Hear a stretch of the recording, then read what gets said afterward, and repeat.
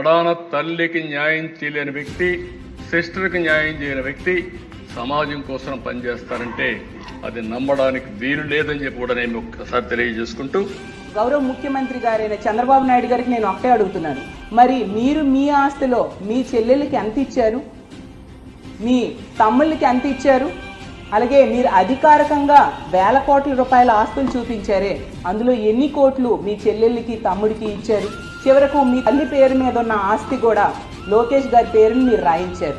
వీటన్నిటి గురించి సమాధానం చెప్పాలి కదా. ముందు జగనన్న కోసం మాట్లాడే ముందు అసెంబ్లీ లాంటి ప్రజా సమస్యలు చర్చించాల్సిన వేదిక మీద వ్యక్తిగత విషయాలు మీరు మాట్లాడుతూ ప్రజలు ఇచ్చిన విలువైన సమయాన్ని దుర్వినియోగం చేస్తున్నారు చంద్రబాబు నాయుడు గారు అని నేను అడుగుతూ ఉన్నాను. కాబట్టి ఎప్పటికైనా ఇలాంటి డైవర్షన్ పాలిటిక్స్ మానుకోవాల్సిందిగా చంద్రబాబు నాయుడు గారికి తెలియజేస్తూ ఉన్నాను.